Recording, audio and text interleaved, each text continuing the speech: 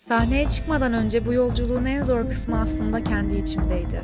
Çünkü aslında en büyük mücadeleyi 500 kişinin önünde değil, kendi içimde verdim. İlk kez büyük bir kalabalık karşısında sahnede konuşacaktım. Yıllardır kameralara konuşuyordum zaten. Ama bu aynı şey miydi ki? Aynı hissettirmediğinden eminim. İlk kez o sahnede durduğumda koltuklar boştu. Ama ben yine de kalabalığı gördüm. Gözlerimi kapadım, dedim ki eğer kalbim bu kadar hızlı atıyorsa doğru yerdeyim. Kırmızı bir halının üzerinde sadece 18 dakika durdum ama kilometrelerce koşmak gibi hissettirdi. Kendinizi yenmeye çalışıyor gibi hissettiniz mi hiç? Beni bekleyen şey kendimle yüzleşmekti, kendi sınırlarımı görmekti ve belki de onları aşmaktı. Sözcükler bazen aktı, bazen boğazımda düğümlendi, sesim titredi, kalbim hızlandı, hatta saç tellerim elektriklendi. Heyecan, korku gibi görünür ama aslında tutkunun başka bir ismidir. Biz ona yenilmezsek o bizi ileri taşır. Ve heyecanla olan savaşımda kazanmak için birçok şey yapmam gerekiyordu. Defalarca prova yaptım. Kendi kendime, arkadaşlarıma ama en azından biletsiz izleme şansları oldu. Kameraya karşı. Sahne. İşte her şey şimdi başlıyor. TEDx konuşmamın provaları için İstanbul'a çağırdılar. Ben de eşyalarımı hazırladım. Prova kağıtları, defter ve kalem, gömlek, small rig, powerbank, gözlük kabı, gözlük, tripod ve konuşmamı beynimde bilmem kaçıncı kez döndürüp kafayı yediğim bir 3 saatlik tren yolculuğunun sonunda İstanbul'a geldim. Bir ayda 4 kez prova yapacaktık. Son prova bir gün önce sahnede olacaktı. Son prova kelimesi bile karnımı ağrıtıyordu. Neyse ki ilk provam çok güzel geçmişti. Bu provada Ali Üstündağ'la ilk kez bir araya gelip çok keyifli bir sohbet etme fırsatı buldum. Diorama tasarladığın zaman nasıl biteceğin kesin kafanda merak mı, yoksa sürekli opsiyonlar değişebiliyor mu inşa esnasında? Aslında bir ölçüde berrak. Yani tam olarak ne yapacağımı son haline, yakın halini görüyorum. Yani hayali yaptığım mekanlar vardı dediğim gibi. Bir tane bar yapmıştım, bir tane dövmeci yapmıştım. Onlar neredeyse son halini bildiğim şeylerdi başlarken, öyle çalışmalarda. Ama genelde zaten olan mekanları yapmayı daha çok seviyorum. Gerçekte olan bir yerin küçük hali. Mesela Moda Deniz Kulübü, onun küçük hali. İşte Barcelona Türk Konsolosluğu, onun küçük hali. Peki bir şey söyle. Barcelona Türk Konsolosluğu. Onu yaptım, evet. Hadi. Evet. Okay. En zorlandığın proje hangisiydi? En zorlandığım. Onlardan ilk üçe aday olan şu an yaptığım Grand Feral İnek sahnesi tabii ki. Çünkü barok ve rokoko tarzına sahip, hani çok detaylı böyle hani bir salon. O yüzden. Bitirecek mi onu? Tabii ki. Maketin kendisi bitirecek mi? Getireceğim. Wow. Yanında olacak. Yani ben ortasında olacağım. İlk çalışmam ve son çalışmamın ortasında, yolculuğumun da ortasında olacağım. Provamı yaptıktan sonra konuşmamın kapanış cümlelerinin daha çarpıcı olması gerektiğini söyledi. Konuşmamın hazır olduğunu gördüğünü, bu yüzden 3. provamızı yapmamıza gerek olmadığını söylediğinde benim için çok cesaretlendirici olmuştu. O zamanlar South Park izliyorduk ve çok seviyorduk. Onun gibi bir şey yapsak nasıl olurdu acaba diye düşündük.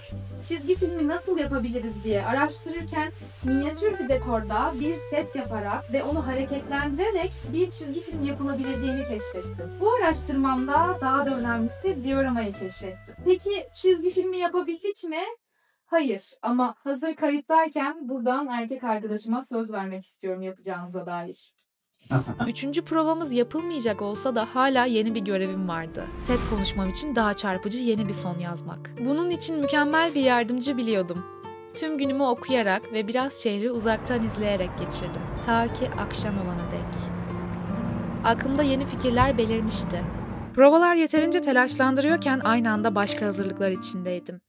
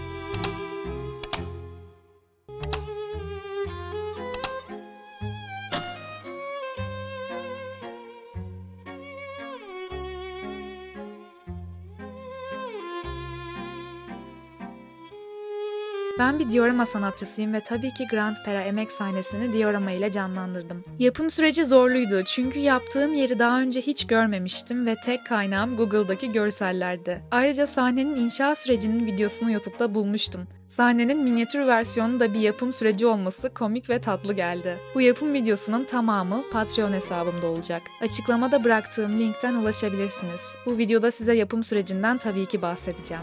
Başlarken günlerce ne yapacağımı düşündüm. Barok ve rokoko tarzında yapılmış ihtişamlı ve çok detaylı bir sahneyi yapıyordum. Bir de evet, 500 tane koltuk yapmam gerekiyordu. Koltukları tek tek zemine sabitleme kısmı bile çok uzun zamanımı aldı. Duvarları yaparak başladım. 4 duvarlı bir diorama yapacaktım ama her yanı kapalı olursa bu kez ayakkabı kutusu gibi olacaktı ve içi görünmeyecekti. Bu yüzden sahnenin olduğu duvarda perde kısmını dioramanın görüneceği yer olarak düşündüm ve boşluk bıraktım. Sahnenin olduğu duvardaki kabartmaları, duvarlardaki altın renkli işlemeleri, duvardaki girintileri, balkon katındaki işlemeleri, sahnenin en ince detaylarını bile korumaya çalıştım. Duvarlardaki ahşap kısımları tek tek kapladım. Sahnedeki minik insanlar acil durumlarda çıkabilsin diye acil çıkış kapılarını da yaptım. Gerçek sahnede üzerine basacağım kırmızı yuvarlak halının minyatürünü, konuşmam sırasında kalan süremi gösteren ekranları, sahnenin üstündeki dekorasyonu, her şeyi tek tek yaptım. Son haline geldiğinde ve dioramama baktığımda tüm bu uğraşlarıma değdiğini hissettim. Bu dioramayı sadece sahnede sergilemek için yapmadım. Sahnede konuşmamda bana eşlik ettikten sonra TEDx Reset'in küratörü ve bana süreç boyunca çok destek olan Ali Üstündağ'a hediye edecektim. Bunun için de ayrıca heyecanlıydım ve tepkisini, beğenip beğenmeyeceğini sürekli düşünüyordum. Grand Pera dioramamın yanında bu yolculuğa başlarken yaptığım ilk dioramayı da yanımda sergilemeye karar verdim. Çünkü başlangıçlar bence önemlidir. İlk dioramam Agatha Christie'nin Pera Palas'taki 411 numaralı odasıydı. Dioramalarımın sahnede bana eşlik etmesi nasıl anlatırım bilmiyorum. Biraz doğal ortamında hissettiriyor. Sanki çalıştığım odamdaymışım gibi. Ayrıca iki çalışmamın, ilk ve son çalışmamın hemen ortasında olmak, yolculuğumun tam ortasında olmak gibi. Bu dioramaları sergilemek halletmem gereken yeni bir şey çıkardı. Aynı bu matruşka bebekler gibi sürekli yapılması gereken yeni bir iş çıkıyordu. Dioramalarım için cam mekan yaptırmalıydım. Böylece hem daha güzel görünecekti hem de korunaklı olacaktı. Ve cam mekanlar için birçok yer araştırdım. Eskişehir'de ve İstanbul'da birçok reklamcıyla konuştum. İstanbul'da yaptırmanın tek avantajı cam mekanı oraya taşımamın gerekmemesiydi. Onun haricinde böbreğim karşılığında 2 adet cam mekan yapıyorlardı tabii ki. En sonunda Eskişehir'de içime sinen bir iş çıkaracak uygun bir yer buldum. Dükkana gidip planlamalar yaptık. Çok kolay bir süreç değildi. Dioramaların içine konabilmesi için üst kapak açılabilir olması gerekiyordu. Sağlam durması için, dik durması için malzeme kullanacağız. Ama vizyonumuz uyuşmuştu ve bana gereken şeyi tam olarak anladılar. Ya, Nasıl, güzel olmuş mu? Çok güzel olmuş ya. İsim etiketleri falan da hazır. Onları Evet. çok merak ediyordum. Senin gibi olmuş mu? Olmuş gerçekten çok güzel. Bak Dilan, bu seyyar kızımız. Evet. Daha sonra Aynen. üzerine Bana da koyalım. tam olarak böyle olması lazımdı. Altlarından vidaladık, Hı hı. sunta kullandık. Köşelerde de yapıştırma yaptım ben. Tamam. Eğer herhangi bir şey olsa tekrar yapıştırırız. Orada Evet, herhangi bir evet. problem yok. Yani kapağı açıp dioramamı koyarım, Evet. sonra da kapatırım. Evet. Ve çok pratik de olmuş, Evet, güzel çok çözüm. güzel. Yani çok güzel bir Yerlere tane sevindim. suçlu zaten. Evet. Onun yavrusu gibi çok güzel olmuşlar. Çok İyi. mutlu Yerlere oldum. çok Teşekkür sevindim. ederim. Rica ederim. Çok teşekkür Rica ederim. ederim. Sürekli prova yapıyordum ama kendimi hazır hissetmekten çok uzaktım. Konuşmam tam 2085 kelimeydi. Büyük bir kalabalıkla fikirlerimi paylaşmak gibi büyük bir fırsatım varken konuşmak istediğim hiçbir şeyi unutmak istemiyordum. Anlattıklarımı görselleştirmek için slide hazırladım. Ayrıca sahnede kaybolursam bana iyi bir kılavuz olacaktı. Hazırlıkların tüm adımı bittiğinde ve gün yaklaştığında ben, sevgilim, kuzenim ve arkadaşım ve hepimizin toplam kapladığı alan kadar yer kaplayan dioramalarla İstanbul'a yola çıktık.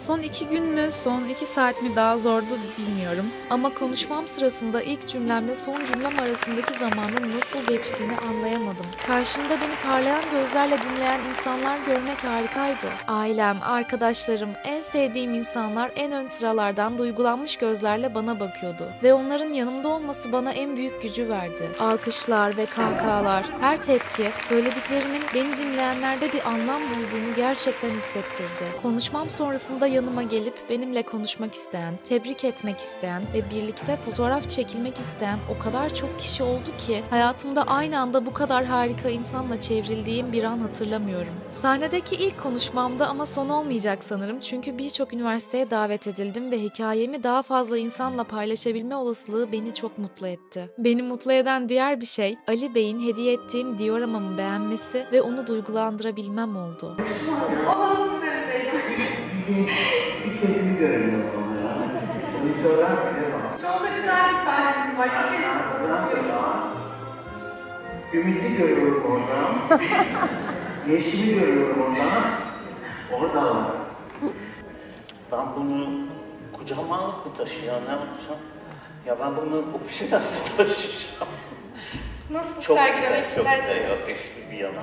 Çok teşekkür ederim. Ne demek? Çünkü çok hakikaten bir de yazıyor her şey o an. Evet, yani TEDx Reset, o an hepsi var. Şu harflerin her biri var.